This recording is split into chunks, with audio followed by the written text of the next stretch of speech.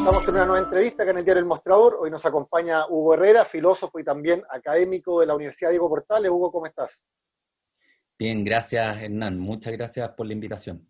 Hugo, queríamos partir conversando primero de las presidenciales del oficialismo, pero específicamente cómo se está dando esta carrera en la UDI luego del plebiscito, cómo se está reordenando el naipe.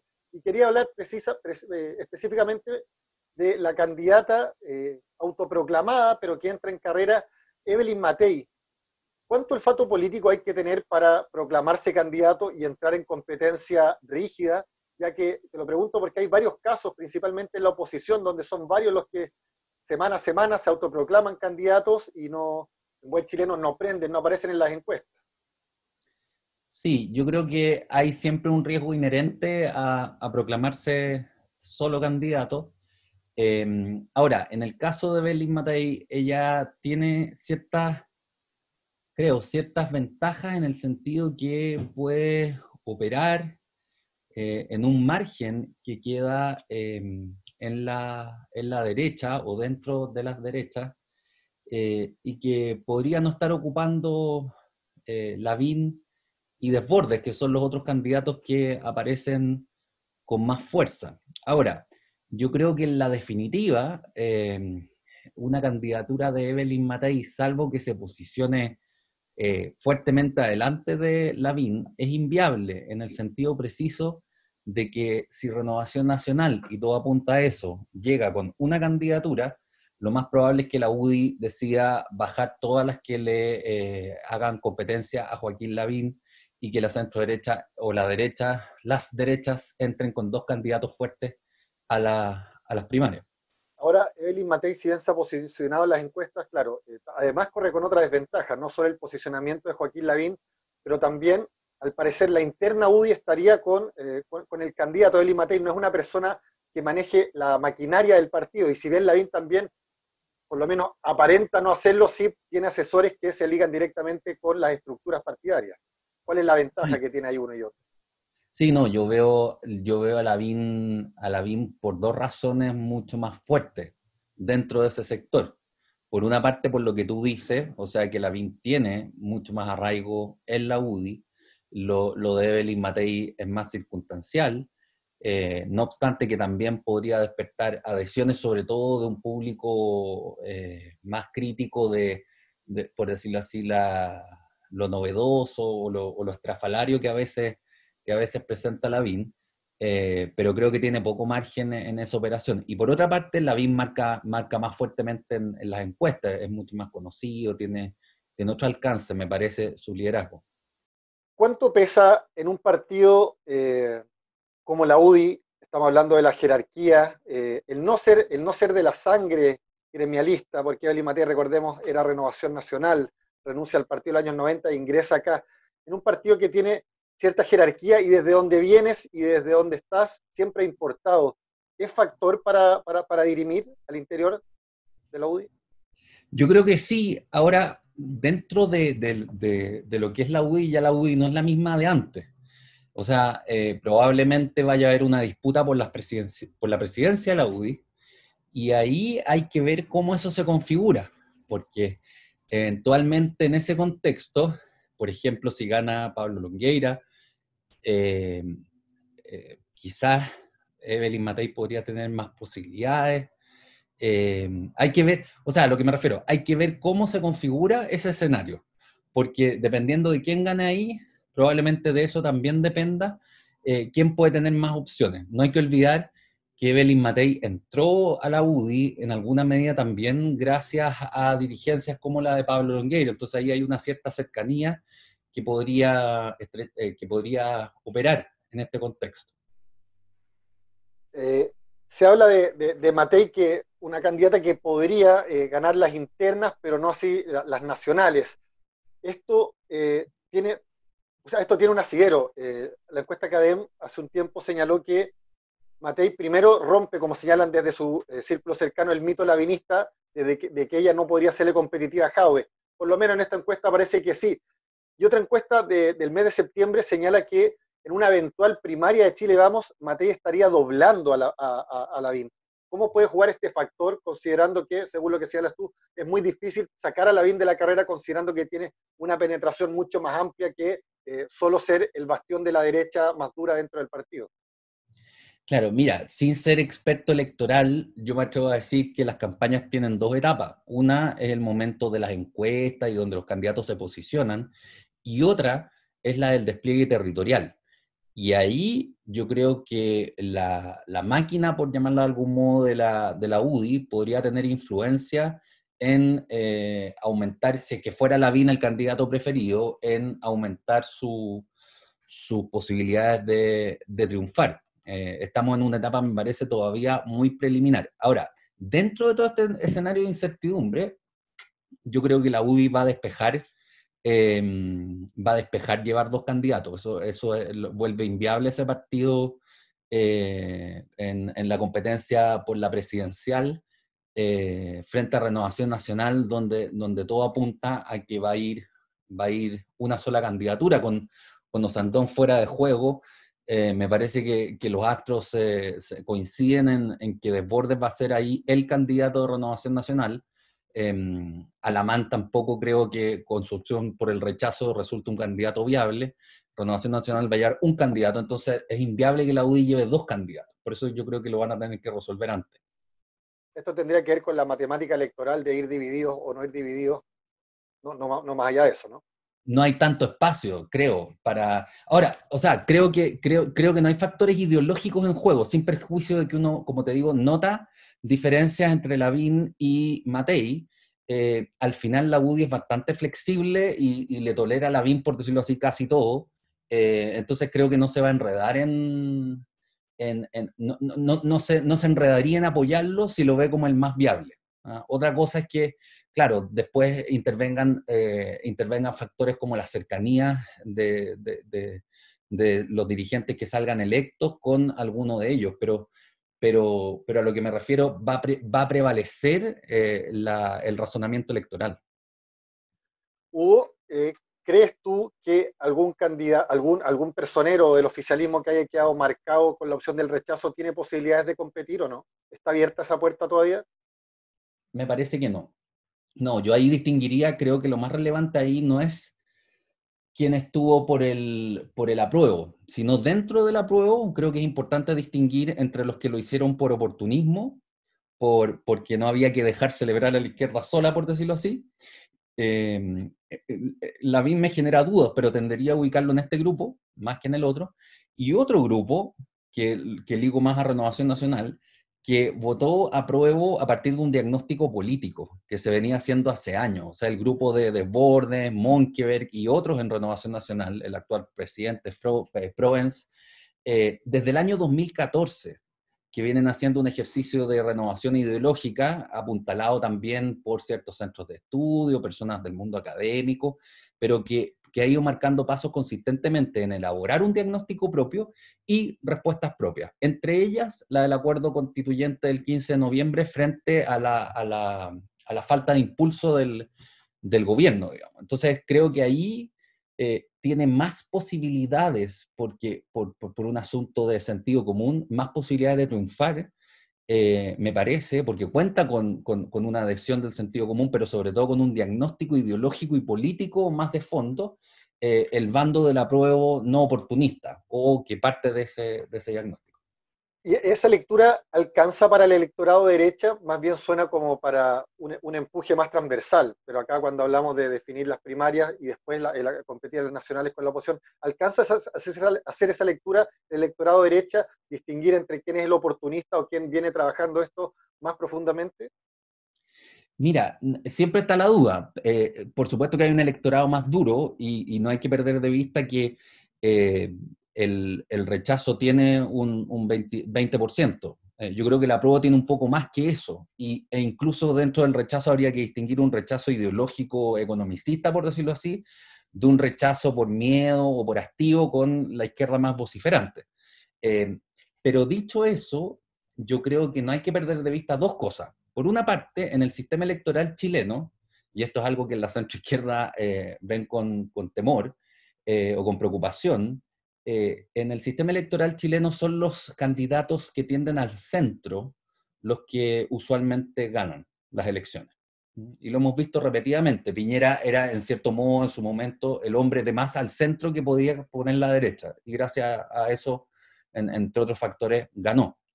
Entonces, en ese sentido, creo que hay un electorado, es feo llamarlo así, pero cautivo, en el sentido que no va a votar por la izquierda y puesto entre la alternativa, por decirte algo, Desbordes y Jadwe, por muy mal que te caiga Desbordes, esa derecha va a votar por Desbordes. Al revés, en cambio, no ocurre. Si la derecha lleva un candidato muy duro, imaginémonos una Matei dura, con posiciones duras, se vuelve inviable en la presidencial. Y al revés, por eso te digo, la centroizquierda se preocupa. Veo que Jadwe, un candidato que tiene que multiplicar por 10 o por más lo que saca su partido, es medio inviable en unas elecciones presidenciales. Puede que me equivoque, pero lo veo difícil para el tipo de electorado que opera en Chile. Eso por una parte. Y por otra, no hay que olvidar que el gobierno que se instale, y esto la gente lo sabe, si de alguna manera en el plebiscito quedó claro, el gobierno que salga va a tener a cargo terminar con el proceso constituyente, pero sobre todo, y no hay que perder de vista la crisis por la que venimos atravesando, instalar la nueva constitución. Y esas son tareas para las que parece mucho mejor preparado discursivamente un candidato de derecha más de centro derecha que un candidato de derecha más radical o consistente con algo así como la ideología clásica economicista. Creo que es más fácil y eso la gente lo sabe. Entonces al final eso le da como de sentido común más posibilidades de éxito a un candidato que asuma una posición más republicana, más transversal, más de consenso. Hay un tema que se está instalando en Chile Vamos, que se espera una vez, si es que sucede, Desbordes entra en carrera presidencial, el hacer la diferenciación entre las dos derechas sociales, porque mucho se ha hablado de la derecha social versus la derecha economicista y otros términos, pero está la derecha social de Joaquín Lavín y la derecha social del trabajo que viene haciendo Renovación Nacional con Cristian Monque y Desbordes, que algunos la sitúan en un proyecto colectivo versus un proyecto personal, un gobierno unitario versus un proyecto moderado de derecha más cercano a la socialdemocracia europea. ¿Cómo se puede venir ese debate y cómo crees que se puede asentar al interior del oficialismo? Mira, esto lleva a una complejidad que es elucidar, por decirlo así, la interioridad de las personas y de los personajes. Yo creo que Lavín es una incógnita en ese sentido. O sea, hasta qué punto, uno lo podría plantear así, hasta qué punto Lavín ha cambiado realmente y de tal suerte que el escritor de la Revolución Silenciosa, que elogiaba los triunfos del neoliberalismo de Pinochet, quedó atrás y el cosista, agreguemos eso, quedó atrás y realmente tenemos un hombre de Estado, o su irrupción es simplemente un fenómeno de marketing y estamos retrocediendo 20 años en la política chilena. Yo creo que esa es la incógnita que deja Lavín. Y en política las incógnitas son importantes. Y creo que Lavín no tiene, esto me parece que es una dificultad objetiva, no tiene cómo acreditar en una municipalidad, además que en una comuna que está altamente cuestionada por su carácter de gueto, no tiene cómo poner en claro que él ahora ha cambiado y que tiene un diagnóstico político y que es un hombre de Estado, por decirlo así. Sobre todo teniendo en cuenta, como te digo, el desafío constitucional que se viene. Implementar la Constitución no es un asunto de medidas concretas o soluciones concretas a los problemas reales de la gente, como rezaba su campaña del 98. O sea, creo que la duda perjudica mucho a la vida. No obstante que es un tipo ocurrente, que es muy hábil en el marketing, que se puede hasta pasar 3 pueblos declarándose socialdemócrata, pero hasta qué punto él todavía aloja ese Chicago gremialista en su, como lo llamó Jovino Novoa, en su alma. Eh, Creo que esa pregunta no se va a poder resolver. Y en ese sentido, creo que una derecha más política, institucionalmente más política, a partir, como te digo, de un diagnóstico político e ideológico desde hace 6 años atrás, tiene muchas más chances de acreditarse porque no tiene nada que demostrar, en el sentido de que no tiene que acreditar sus pergaminos reformistas y compenetrados con la situación política y la crisis de legitimidad que viven las instituciones en Chile. Independiente de las ronchas que saca en el sector libertad y desarrollo, por decirlo de alguna manera. Claro. claro. Hugo, te cambio de tema. Ayer renunció el ministro Víctor Pérez luego que avanzara la acusación en la Cámara de Diputados, en su contraacusación constitucional. Hay dos lecturas acá. Uno, una gran derrota del gobierno porque cae su tercer ministro, el segundo UDI, y otra que el hecho de que haya tomado la determinación de renunciar es el vaso medio lleno, por dos razones. Una, no se instala la polémica en los patios de la Moneda durante el tiempo que tenga que esperar que defina el Senado, y dos, porque sale un rostro que está totalmente identificado con el rechazo en un momento en que al parecer la corriente apunta hacia el otro lado. ¿Qué lectura haces tú de eso al momento? Mira, yo creo que la renuncia del ministro tiene, claro, efectivamente en el corto plazo, por decirlo así, tiene esa ventaja que tú mencionas. Pero yo creo que si uno mira el escenario como más, no sé, diría más profundo a veces eso, pero de más largo aliento, aquí aparecen de manera palmaria, me parece, dos aspectos que son relevantes. Por una parte, creo que el gobierno, como ha renunciado a impulsar el proceso político y se ha concentrado en cuestiones de orden público o de gestión sanitaria, se vuelve muy vulnerable.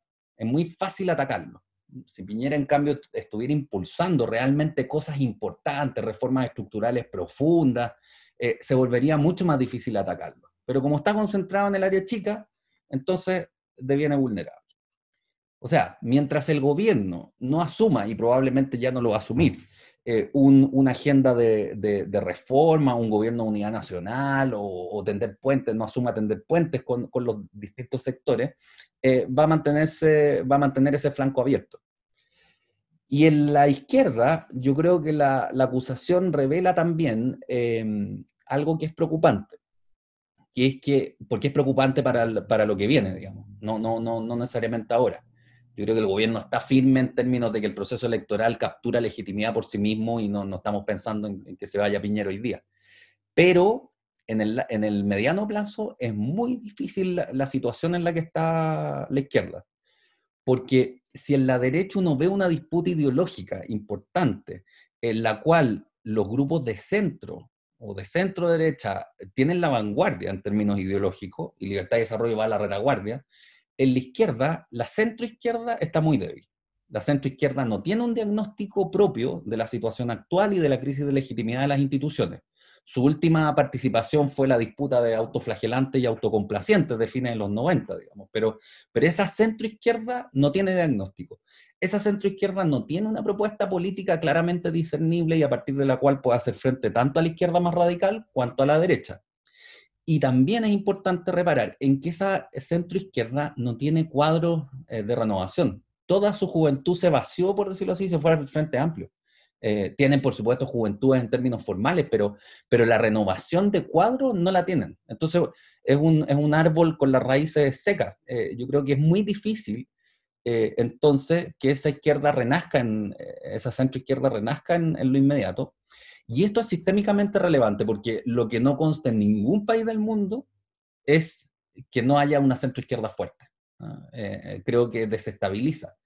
Y me parece que eso pone a la derecha, a la centro derecha sobre todo, ante el desafío de buscar en el Frente Amplio qué sectores son más republicanos y qué sectores están claramente por tesis ya revolucionarias.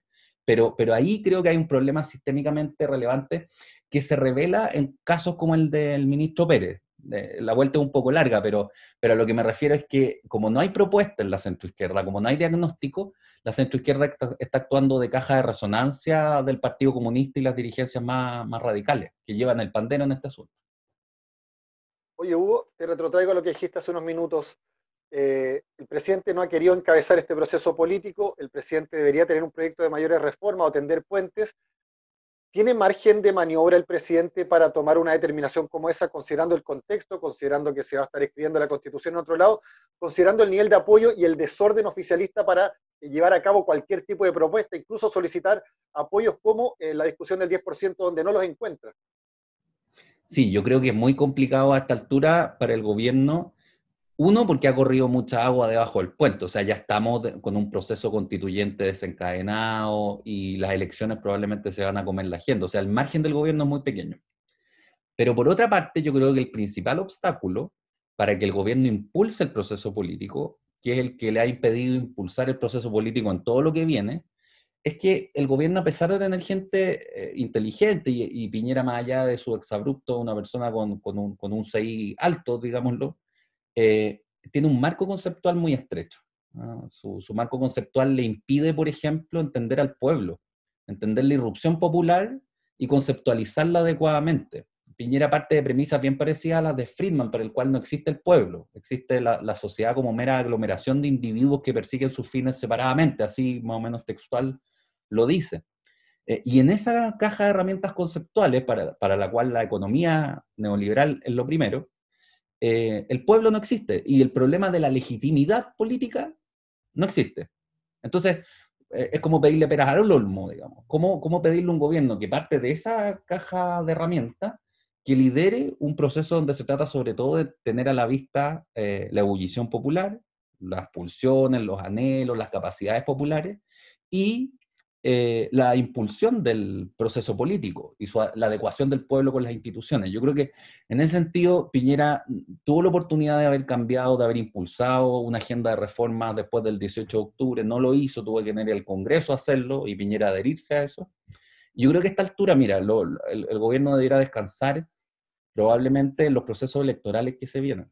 Los procesos electorales han demostrado que son la institución más resistente en Chile, más legítima a esta altura, nadie duda de ello, y los resultados además se entregan rápidamente, la gente participa con responsabilidad. El gobierno debería adherirse a esa dinámica y operar en lo que pueda en los márgenes, pero algo así como la capacidad de tomar un impulso y conducir él el proceso político, creo que ya está.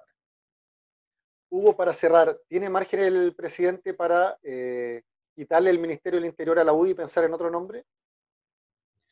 Lo tendría, yo creo que depende un poco de lo mismo. Lo tendría si es que hubiera un diagnóstico en virtud del cual, y una propuesta política en virtud de la cual Piñera le pudiera decir a la UDI, miren, basta de banderas partisanas y concentrémonos en este proyecto. Mientras no lo tenga, van a valer los proyectos de los partidos. Entonces la UDI va a sentirse con autoridad para decirle al gobierno, este es nuestro proyecto, el ministro del Interior es un feudo nuestro, entonces no puede, nosotros quebramos la alianza si usted pone un ministro de otro partido. O sea, yo creo que el tema fundamental aquí es la falta de visión política del gobierno que le impide poner frente a los partidos de la alianza un proyecto que los una, que eso no existe hoy día. Hugo, te damos las gracias por haber estado con nosotros. Muchas gracias, Hernán, a ti por la conversación.